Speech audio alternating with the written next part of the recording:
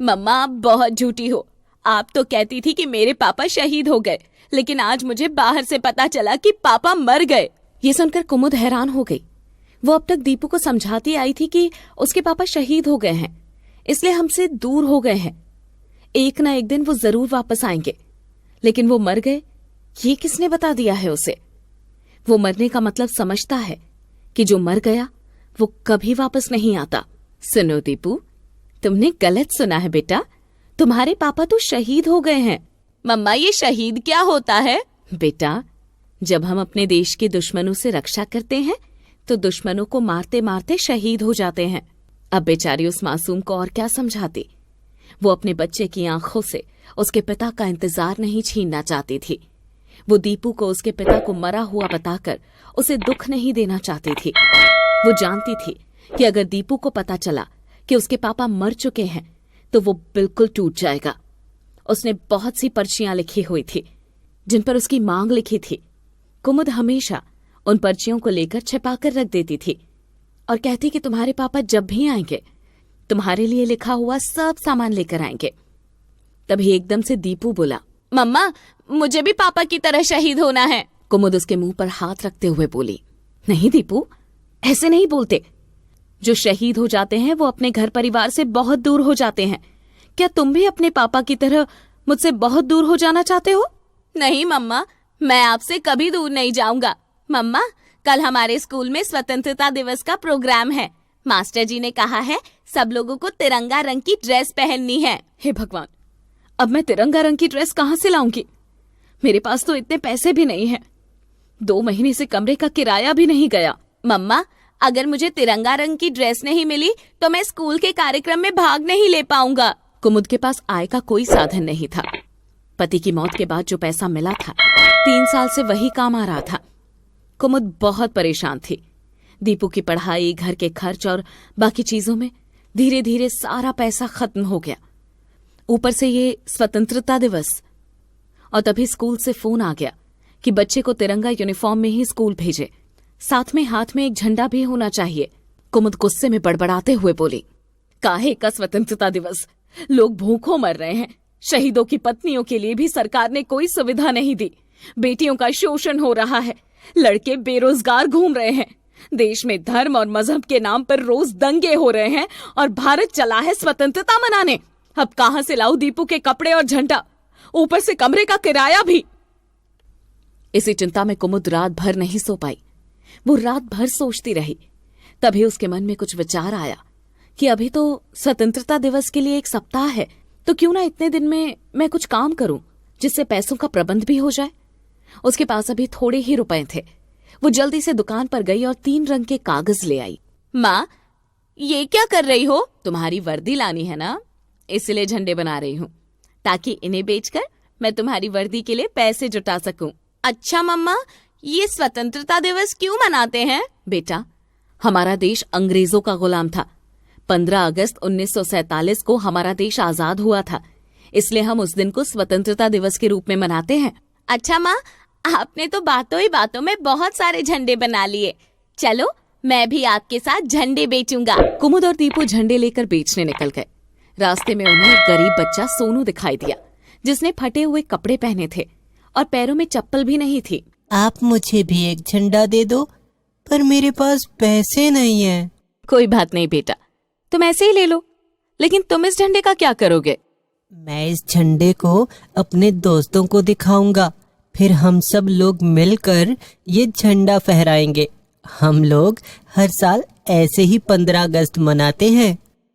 कुमुद उस बच्चे की बात सुनकर दुखी हुई कि इस अवस्था में भी हमारे देश के बच्चे देशभक्ति का जज्बा रखते हैं।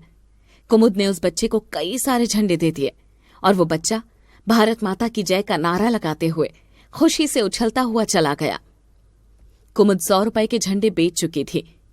उसने उंगलियों पर हिसाब लगाया कि 4-5 दिनों में उसकी ड्रेस के पैसे इकट्ठे हो जाएंगे। अगले दिन कुमुद को रास्ते में फिर वही बच्चा दिखाई पड़ा।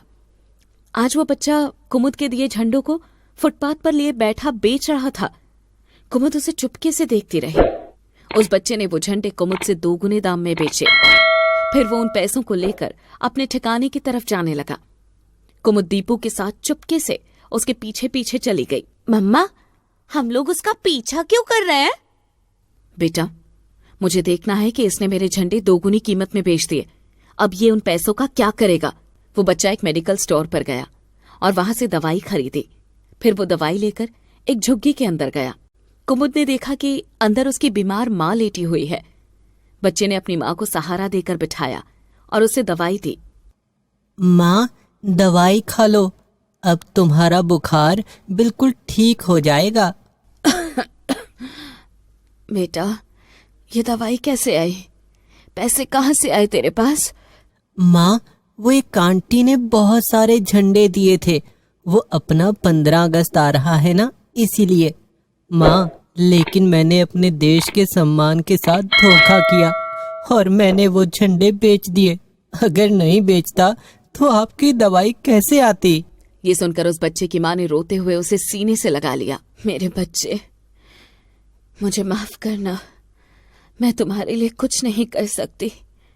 हमारे देश को तो आजादी मिल गई, लेकिन तुम्हारे जैसे बच्चों का बचपन आज भी जिम्मेदारियों का गुलाम बना हुआ है।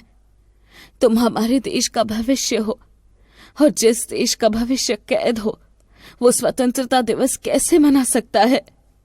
अरे नहीं माँ, मैं स्वतंत्रता दिवस मनाऊंगा। मेरे सारे दोस्त जसविंदर, सलीम, नानक, रहमान सब मिलकर झंडा फहराएंगे।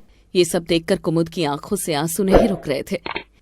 वो बिना कुछ कहे ही वहां से चली गई। उस दिन वो सारी रात और सारे दिन झंडे बनाती रही। उसने खुद भी बेचे और उस बच्चे को फिर से बिना पैसों के बहुत सारे झंडे दे दिए। वो खुश थी कि उसकी मेहनत की वजह से किसी बीमार को दवाई और पेट भर खाना मिल रहा था। उसने दीपू की ड्रेस खरीदकर 15 अगस्त को पहनाकर स्कूल भेज दिया और वो खुद उस बच्चे की झुग्गी में पहुंच गई। बेटा, क्या कर रहे हो? अरे आप, माँ देखो, ये वही आंटी हैं जो मुझे ढेर सारे झंडे दिया करती थीं। बहन जी, आपका बहुत एहसान है हमारे ऊपर। अगर आप नहीं होती तो शायद मैं तो बिना इलाज ही मर जाती। एहसान मेरा नहीं, स्वतंत्रता दिवस का मनाइए, जिसमें झंडे बेचकर मैंने अपने बच्चे की ड्रेस खरीदी और आपका इलाज हुआ। लेकिन आज 15 अगस्त चला जाएगा। देश में बहुत बड़ी बड़ी बातें होंगी, वायदे किए जाएंगे, झंडा फहराए जाएंगे।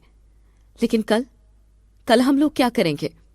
जो झंडे आज फहराए जाएंगे, कल वो सड़कों नालियों में पड़े होंगे।